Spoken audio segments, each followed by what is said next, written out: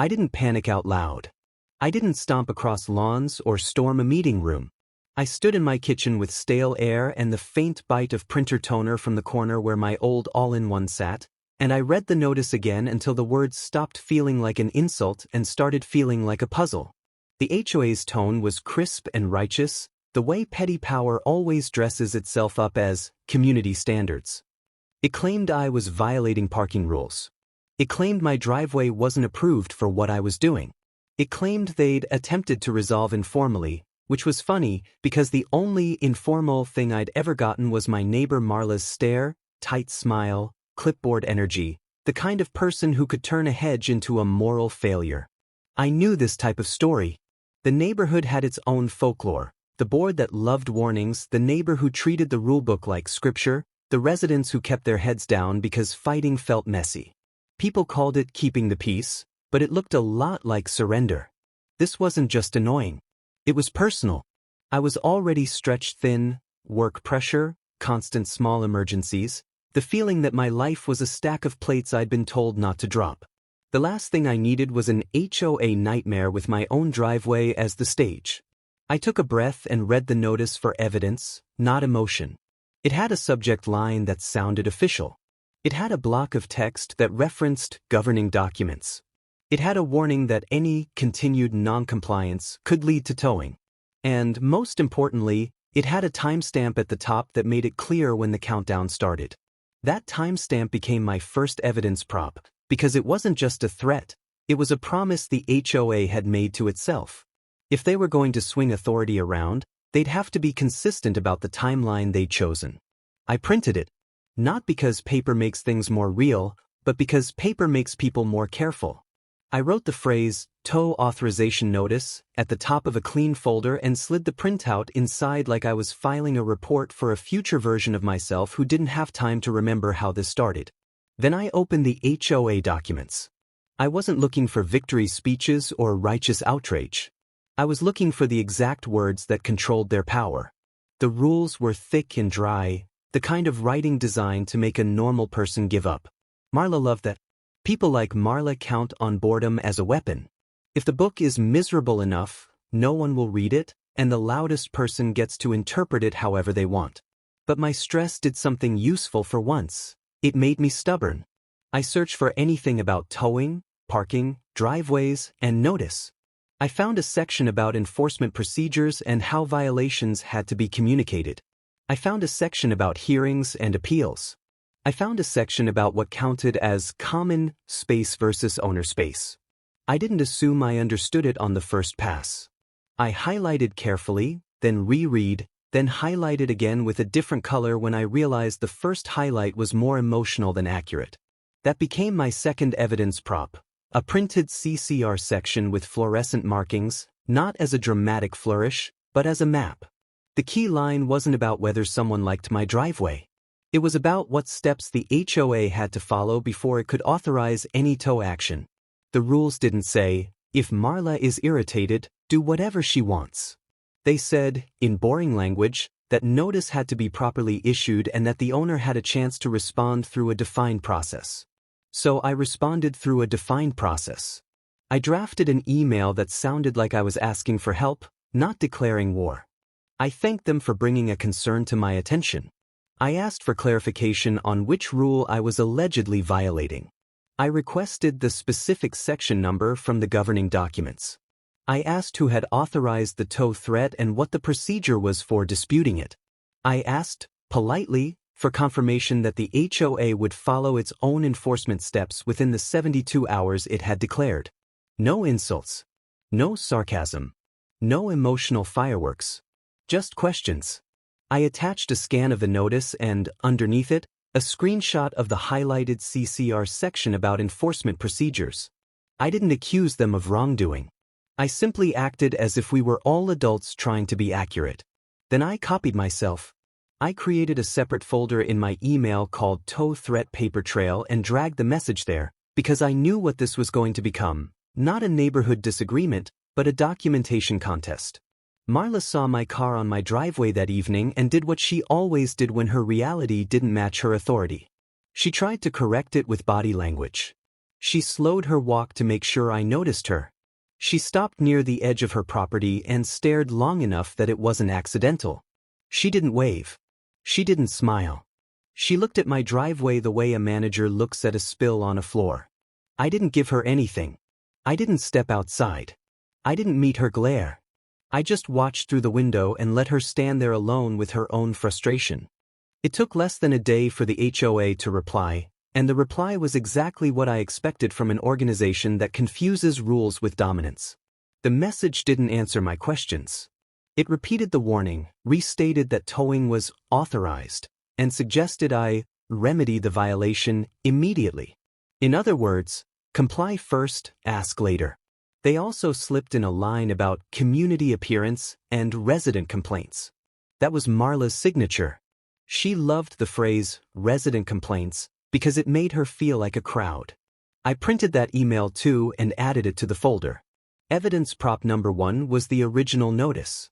Evidence prop number 2 was the highlighted CCR section. This was the beginning of prop number 3, the email thread itself, complete with timestamps and the HOA's refusal to be specific. I stepped outside the next morning and walked my driveway like I was looking at it through someone else's eyes. Nothing had changed. It was clean. It was mine. And somehow, it was now an emergency. That's the trick of petty power. It creates urgency where none exists. It manufactures a crisis so it can look heroic when it resolves it. I checked the HOA's website portal, the place where they posted generic reminders and cheerful slogans about community. Buried under the fluff was a calendar with board meeting postings. A meeting was coming up soon, and the agenda was posted as a PDF. I opened it and stared at the line that made my stomach tighten, an item labeled as an enforcement update with a subnote about towing authorization. It wasn't detailed, but it was real. It meant this wasn't just Marla whispering into the air. It was being brought into official space. I saved the agenda excerpt and printed it. Evidence prop number 3, fully formed. An agenda excerpt showing towing being discussed like a routine administrative decision. My strategy sharpened into something calm and sharp. If the HOA wanted to move fast, I would move precisely. If they wanted chaos, I would create clarity. If they wanted a private, quiet compliance, I would bring it into sunlight without ever raising my voice. I emailed again. Same polite tone. I referenced my previous message. I reiterated my request for the specific rule citation. I noted that the governing documents described an enforcement procedure and that I wanted to follow it correctly. I requested confirmation of whether a hearing option existed before towing action. I asked for the name of the person responsible for tow authorizations, not to blame them, but because accuracy mattered. I also included a line that felt innocuous but carried weight. I stated that I would be present and available during the 72 hours to coordinate any inspection or clarification needed, and I asked them to confirm any inspection window requirements in writing. I didn't say, inspection window, as a cue. I didn't introduce any other countdown. I simply used their urgency against them. If they were going to claim immediate enforcement, then they could also handle immediate communication. And then, because I knew how this game worked, I started documenting the physical world. I took photos of my driveway from different angles. I took photos of the street signage. I took photos of the HOA tow warning sign near the entrance that was supposed to list the towing policy. I didn't take them for drama. I took them because I remember means nothing compared to I can show you. This is where the story always turns, the moment when you realize the conflict isn't about a driveway. It's about who gets to define reality. Marla made her next move in the way petty people always do. She tried to turn my calm into a weakness. I saw her in the distance with a clipboard, walking slowly as if she was inspecting things. She paused near my driveway and made a note. She angled her body like she was looking at my car, then at the curb, then back at my house. She didn't knock. She didn't approach. She performed scrutiny like it was a public service. A few neighbors saw her too. They looked away. They kept walking. No one wanted her attention. The HOA followed with another message that afternoon. This time, they attached a photo, my car on my driveway. It was framed like a crime scene, cropped tight, with the driveway line and the front of my house in the background. The email claimed the photo was evidence of continued violation, as if the mere existence of my vehicle was defiance. That was when I felt the first real pulse of anger. Not because the HOA had a photo, but because they were trying to make me feel watched. And that's when I gave myself a quiet rehook in my own mind. The deadline was still 72 hours, and the question wasn't whether they could tow. It was whether they could do it without tripping over their own paperwork in front of everyone who mattered. I didn't respond with emotion. I responded with structure. I replied and acknowledged receipt. I asked again for the exact rule citation. I referenced the CCR section on enforcement procedure. I pointed out that the email had not addressed my request for a hearing or clarification. I asked for confirmation that any tow authorization had been voted on according to the board's required process. I phrased it as a simple request for transparency. Then I did something that felt small but mattered. I asked for the HOA's written policy on tow vendor authorization. Who could call? What had to be documented? Where was that documented? I wasn't asking to be difficult. I was asking because I knew that towing companies don't tow just because a neighbor is dramatic. They tow because someone signs off, and that sign-off has rules. If the HOA couldn't produce a clean policy, then the tow threat was smoke.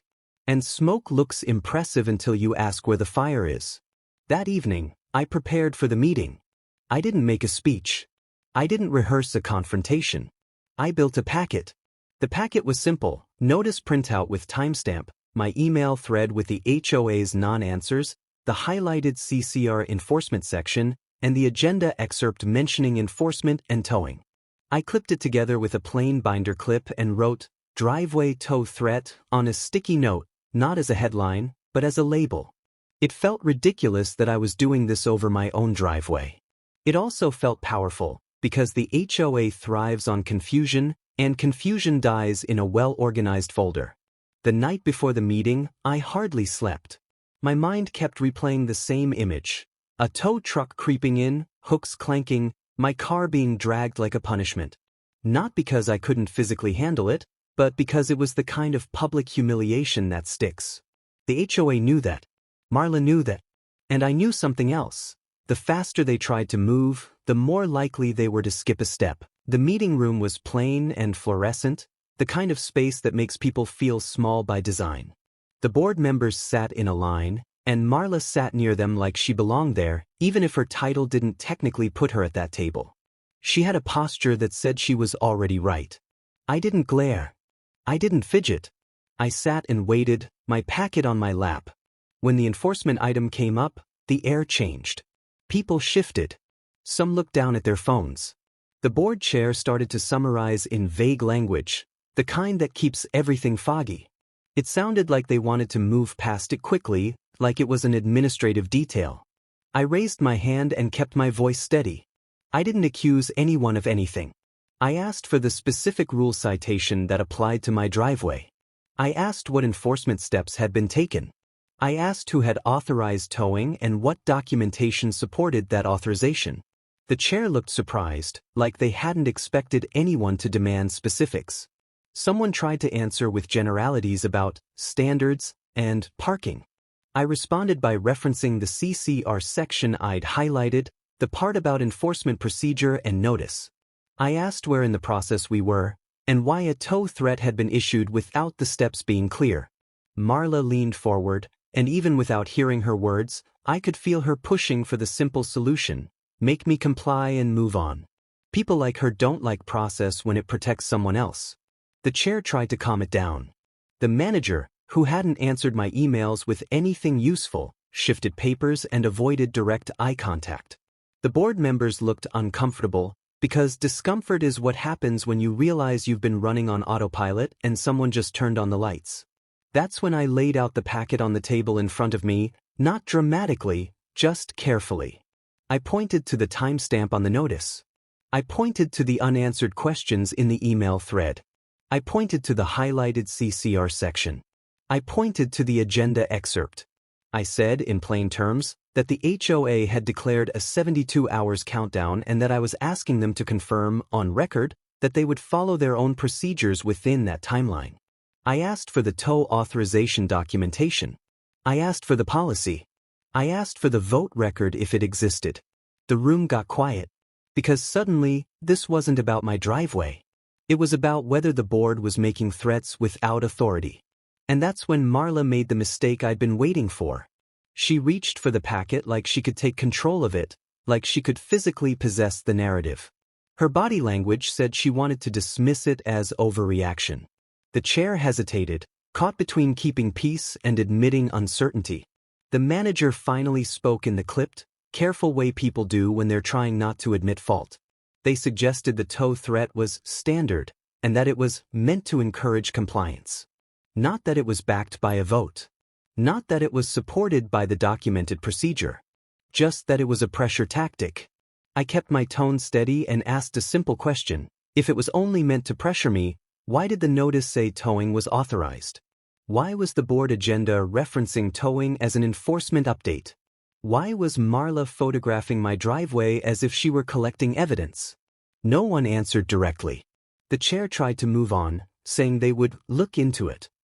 The meeting began to slide away from the uncomfortable moment, the way it always does when authority realizes it's exposed. And then my phone buzzed in my pocket, a vibration that felt like a warning bell. I looked down and saw a fresh message from the HOA portal, a new enforcement update, posted while I was still sitting in the meeting room. It wasn't a correction. It wasn't a clarification. It was a new version of the same threat, still anchored to the same countdown, still insisting that towing would proceed within 72 hours. My stomach dropped, not from fear, but from the realization that they were doubling down in real time. They weren't confused. They were daring me. Module 1 complete, Module 2 starts next. I didn't react in the room. I didn't let my face show what I'd just seen. I slid the phone back into my pocket and kept my posture calm, because the moment you look rattled is the moment people like Marla feel rewarded. The chair's voice was trying to wrap things up, trying to turn this into a "we'll follow up" situation. The manager was already gathering papers like the discussion was finished. Marla's expression was tight with satisfaction, the look of someone who believes pressure always wins. But my mind was already moving into retaliation mode, not emotional retaliation, but procedural retaliation, the kind that makes bullies regret ever picking a target who reads. I waited until the meeting ended, and I left without hovering near Marla, without giving her the chance to interpret my silence as defeat. The air outside felt cooler, and the parking lot lights made everything look washed out and unreal. My hands were steady, but my heart was loud. In my car, I opened the new portal update. It was a rewrite of the same threat, smoother in tone, more polished, like someone had realized the first version looked sloppy. It didn't include anything new that would count as actual process. It just restated the urgency and implied that my questions were irrelevant. I saved it, printed it when I got home, and added it to the folder. The folder was becoming a timeline, and timelines are the enemy of anyone trying to manipulate reality. Then I did something that the HOA probably didn't expect. I stopped thinking like a person being threatened and started thinking like a person building a record. I wrote a clean summary of events for myself. When the notice arrived, how I responded, how the HOA responded, what was said in the meeting, and the fact that a new threat was posted during the meeting. I didn't include opinions. I included facts. That summary wasn't for drama. It was for consistency. When pressure rises, memory gets messy. A written account stays clean. I sent another email. Same calm tone. I referenced the meeting and my packet. I noted that a new enforcement update had been posted during the meeting and asked for confirmation of how the HOA considered that compatible with the procedural questions raised. I requested, again, the specific rule citation. I requested the tow vendor authorization policy. I requested the documentation of any board action supporting towing. And then I added a line that shifted the entire dynamic. I stated that I would be making my documentation available to any owner who asked, because transparency reduces confusion and prevents rumors. It was still polite. It was still factual. But it carried a clear message. If you try to pressure me privately, I will make the pressure public in the cleanest way possible. That's when the HOA finally made a real move. The next morning, I walked outside and found a bright warning sticker on my side window. Not a tow company sticker, but an HOA-style violation tag. It was positioned so that any passerby could see it. The placement was the point. Shame is their favorite tool because it recruits the neighborhood without anyone having to say a word. I peeled it off slowly, careful not to tear it, and pressed it onto a blank sheet of paper like a specimen. Evidence prop, upgraded, physical proof of escalation. I wrote the time I found it at the top of the sheet, because the timeline mattered. Then I noticed something else. Fresh chalk marks near the edge of my driveway, faint but visible if you knew what to look for. Someone had marked where the vehicle sat, as if they were preparing to prove continued violation, even if I moved it. That wasn't HOA policy. That was personal. That was Marla. The petty part of me wanted to march straight to her front door and demand she explain herself. The smart part of me remembered the only rule that mattered. Never wrestle with someone who wants a scene. So I did the opposite of a scene. I took photos of the sticker before removal. I took photos of the chalk marks. I took a wide photo that showed my driveway and the surrounding area without making it look like I was spying. I stored the photos in a folder labeled tow threat evidence and backed them up, because digital evidence has a way of disappearing at the worst time. Then I opened the governing documents again, not because I needed to find a new rule, but because I needed to confirm the enforcement steps that were supposed to happen before any tow action. That highlighted CCR section became my anchor. I reread the lines about notice, response, and board procedures until I could paraphrase them without looking. I wasn't preparing to argue. I was preparing to ask questions that could only be answered with documents. The HOA responded late that day, and their tone had changed. Still firm, but now slightly defensive, like someone realized they'd stepped into a situation where words mattered. They finally gave me a rule citation. Not the towing policy, not the vendor authorization, just a vague reference to parking restrictions. It didn't clearly apply to my driveway. It read like something copy-pasted from a generic violation template. So I replied with more questions because questions are a mirror, and bullies hate seeing themselves clearly. I asked how that citation applied to an owner driveway. I asked where the towing authority for that particular rule was stated. I asked whether the board had voted to treat owner driveways as towable common space. I asked for the documented procedure that justified a tow threat within 72 hours without a hearing. I wasn't giving them legal instruction.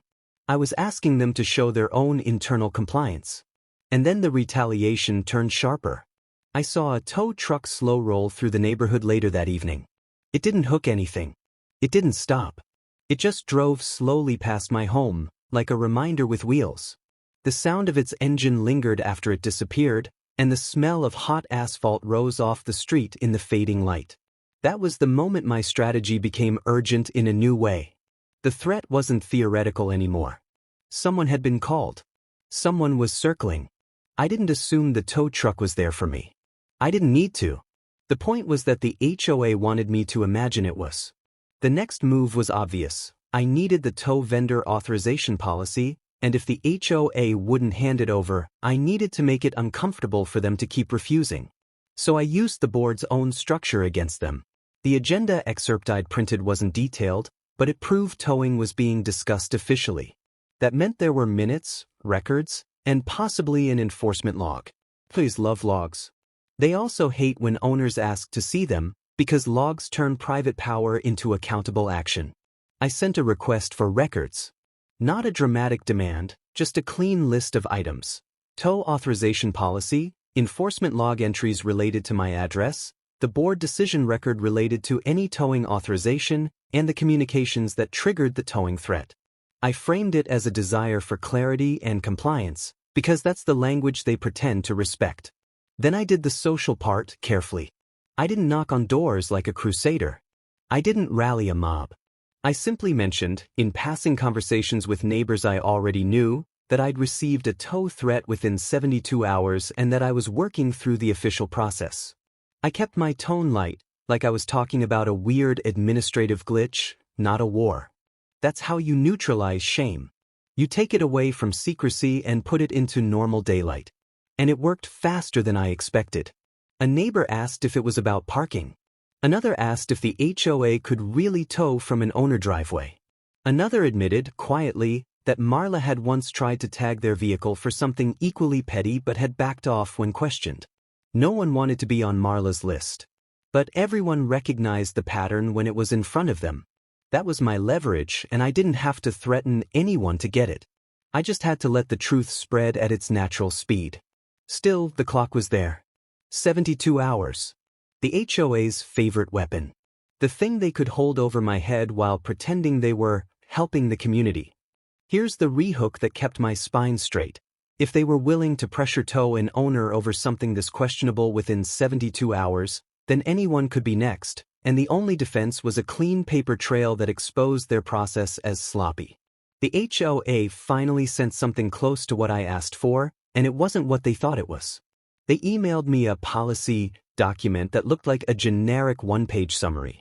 It described towing in broad strokes. It talked about signage and authorization, but it didn't include a clear section about owner driveways. It didn't include a clear statement about who could call a tow vendor. It didn't include a checklist. It was essentially an excuse dressed as policy. But it had something valuable, a reference line that mentioned the board had to approve tow enforcement actions as part of an enforcement program. That single line was the crack in the wall. Because if board approval was required, then I needed to know when that approval happened, and the meeting agenda excerpt suggested it was being discussed now, not already in place. If they hadn't approved it properly, the threat was unauthorized. I didn't accuse them. I asked for the minutes. I asked for the record. I asked for the approval documentation. Marla escalated again, because she could feel control slipping. The next day, I walked outside and found a new notice taped in a place that guaranteed visibility. Again, not a tow company notice, but an HOA violation notice, louder in presentation, like they wanted to turn the neighborhood into an audience. I removed it carefully and added it to the folder without tearing it. Then I wrote down where it had been placed and took a photo of the tape residue, because petty people love to claim they never posted anything. My folder now had everything: original notice, portal update, email thread, highlighted CCR section, agenda excerpt, physical sticker, physical posting. A complete narrative that didn't require me to raise my voice. That evening, the manager finally responded with something more specific, but it came with a warning tone, an attempt to reassert dominance by sounding final. They claimed the board had authority. They claimed the tow threat would stand. They implied I was being unreasonable by requesting records. It was almost funny because the more they wrote, the more they proved my point. If they truly had clean authority, they could simply attach the supporting documents and end it. Instead, they were trying to intimidate me into stopping my questions. So I did the most satisfying thing you can do in a homeowners association drama. I stayed calm and made their own governance structure do the work. I requested, in writing, that my concern be placed as a formal agenda item at the next board meeting and that the board clarify, on record, whether owner driveways were subject to towing under the cited rule. I also asked that any enforcement program involving towing be summarized for owners in a clear communication, because confusion was creating unnecessary conflict. I wasn't asking them to stop enforcement. I was asking them to define it. And that's when I got the message that changed everything. It was a forwarded thread sent accidentally to me by the manager, and it contained a note from Marla that was never meant for my eyes. It wasn't a confession in dramatic language. It was worse, a casual instruction, like she was managing staff. She wanted the tow executed quickly. She wanted it done before I could make a fuss. She referred to my driveway like it was a personal problem she needed removed. No quotes. No copied phrasing. Just the unmistakable tone of someone who believed the HOA existed to enforce her preferences. I stared at the screen, the kind of stare you do when you realize the villain has slipped and revealed the mechanism behind the mask. This wasn't about rules. It was about Marla using the HOA as her personal lever. I saved the forwarded thread immediately and printed it. Evidence prop, lethal, proof of intent. Proof that the timeline wasn't about fairness. It was about preventing me from speaking. And suddenly, the countdown wasn't just pressure. It was opportunity. Because if the board saw that message, cleanly, calmly, as part of a documented record. They couldn't pretend this was standard enforcement anymore. They would have to choose between protecting Marla and protecting the HOA's credibility. I sat at my kitchen table, folder open, papers spread like a quiet battle plan, the smell of warm paper and ink mixing with the stale air. I could feel the petty machine humming, ready to crush me within 72 hours. And I realized I had everything I needed. I just had to deliver it the right way, and do it before the tow truck came back for real.